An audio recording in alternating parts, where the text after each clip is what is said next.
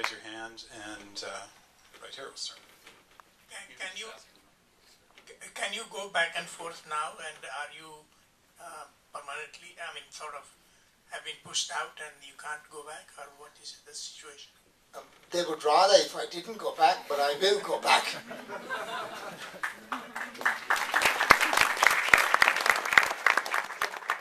Next. My question. Yeah. Hold on, I've got a.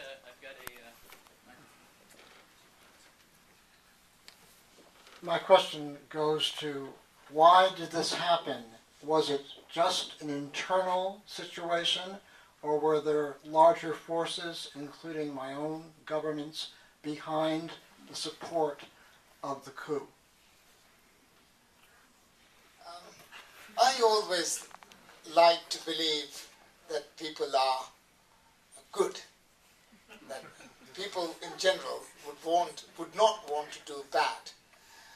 I was shocked by your government and the Indian government recognizing the coup so swiftly and instantly.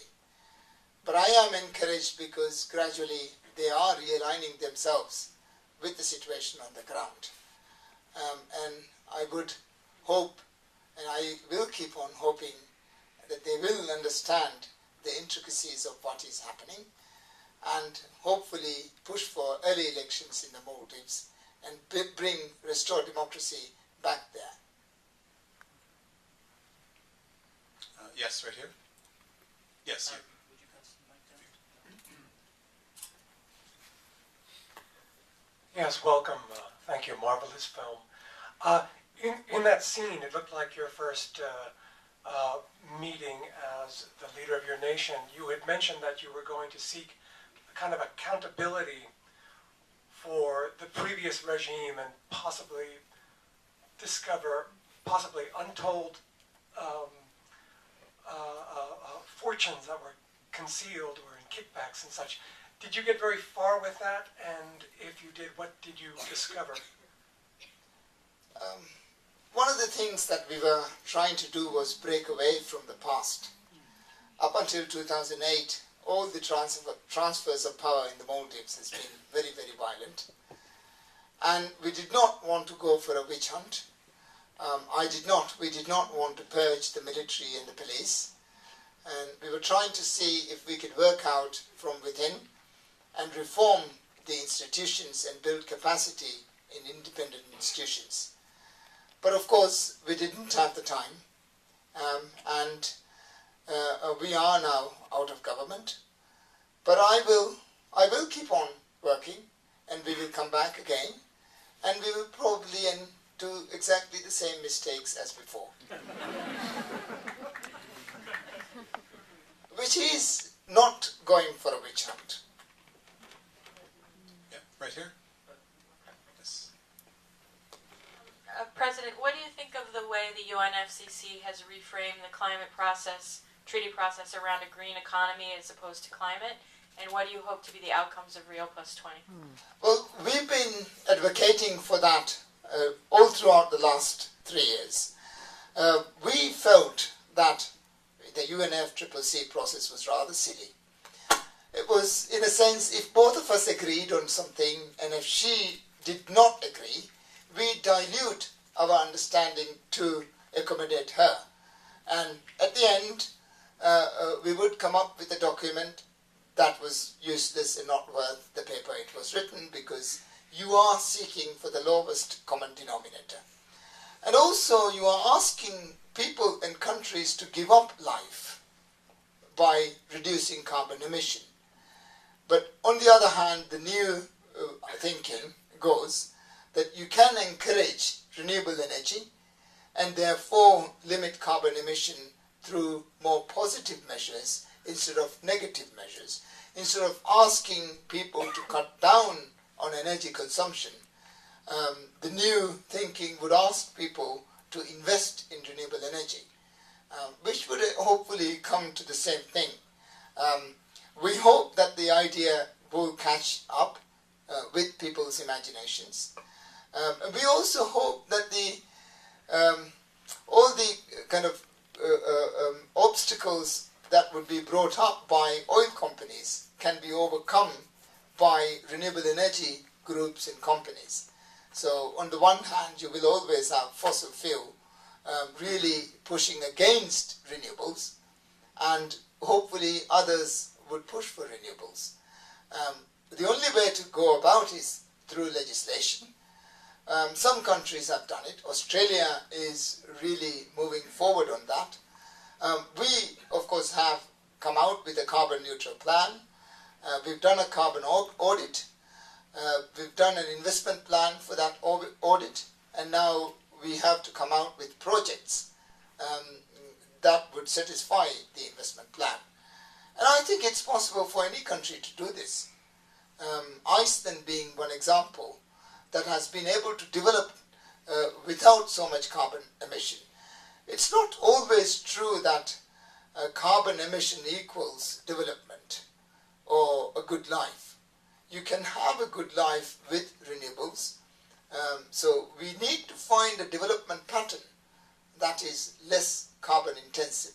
And I think that is possible. Right here. Mr. President, how does the new government expect to develop a tourist economy when police are beating people in the streets? And the second question is, what's the most important thing you've learned in the last 6 weeks?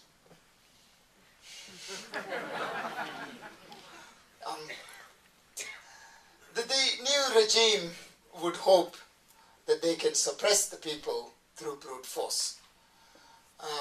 Everyone else thought that if they can suppress us, then they would be able to take a better hold on government in the Maldives. But of course that hasn't happened. We bounced back, we came back the next day, and thousands of people are behind us, and no one is actually supporting the coup. I haven't seen any flowers given to the military, but we've seen many people, thousands of people behind us. What have I learned during the last few weeks is how resilient and how strong people are, that they will come back and they can stand up and they can face any amount of brutality. And when people want to achieve something, they have the strength to go about it. And what I have again learned is to trust people. Not necessarily political leaders, but just ordinary people. What I have also learned is not to trust political leaders at all, including myself. Yeah, right here, in the second row. Hi. First of all, I want to thank you. I know on behalf of everyone here, you are the world's great freedom fighter on behalf of the environment. Thank you.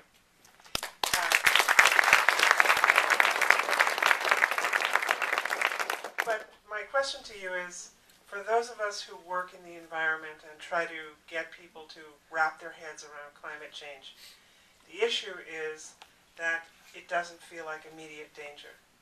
And in addition to your fortitude, courage, and everything else, and eloquence, you speak from immediate danger to your home, to your family. So it is expressed like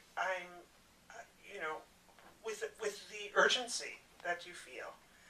What have you found to be most effective, or when have you seen somebody get it in all of the speeches and advocacy you've done around the world? Now.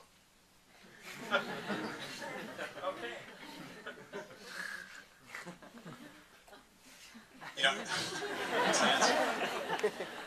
I have a question for John. While you were shooting, and this was shot how many years ago? This was about two and a half. Yeah, it was shot throughout 2009. 2009. Did you see any indications of what happened 6 weeks ago? Well, when we went to the Maldives just a month after Nasheed took office, and you definitely, one felt the tension of being in a country that had lived under a police state and a dictatorship for 3 decades. One thing that kind of sticks in my mind is that throughout the process we would often meet in cafes with colleagues and Maldivians who were helping us with logistics on the film and trying to help us figure out the president's schedule and this kind of thing.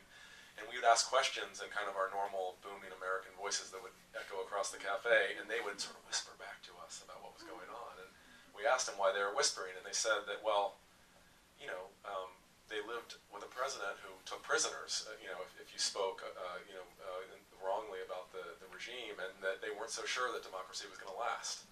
And we kind of, sort of shrugged it off at the time, and played by their rules and whispered back. But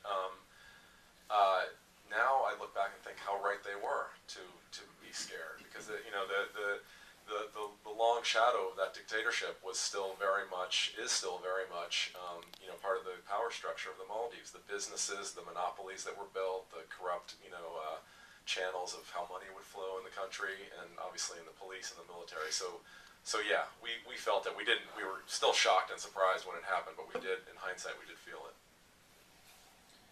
We have time for just one more, all the way in the back, standing up.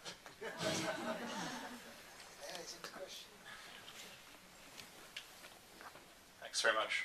Wonderful film. I really enjoyed it. I was a youth delegate at COP15, and I left the conference feeling like a Cassandra, as if I knew the truth, but I couldn't communicate it, and no one would listen to me. And I'm sure you face a similar situation all the time. I was wondering how you combat that, how you deal with that. I'm an optimist, and you should never give up. And I very strongly believe in human ingenuity and our capacity to understand things. At times, some people might not be able to comprehend certain issues and get a good grip on them, but we have to keep doing it on again and again and again and again and again. Just keep at it, and it works. We've been able to work against odds, very, very high odds. And no one believed that the 30-year dictatorship at home, we will be able to beat them. No one believed that.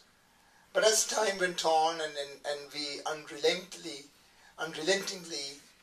at it, finally we were able to win.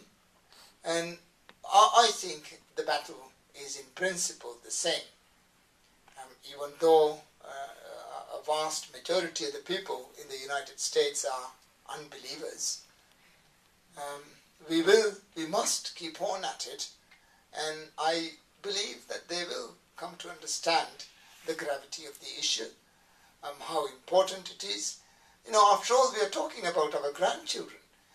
In fact, what we do today, whatever we do today, we are doing it for our children.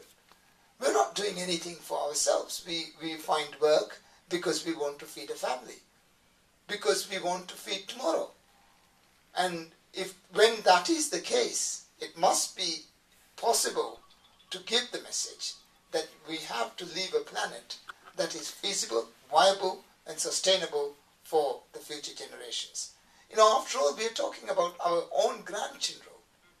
And therefore, people must be able to understand. And I think people will understand it.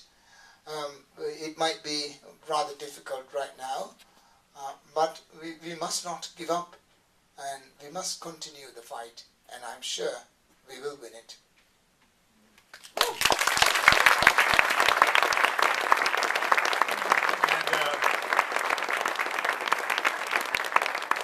Before I let you go, I understand that this afternoon President Nasheed taped an appearance on The Late Show with David Letterman, and it's going to be on tonight. Don't miss it. I've heard it went incredibly well, and send it to your friends. And if you like the film, please tell everyone you know to come out and see it in the next 2 weeks.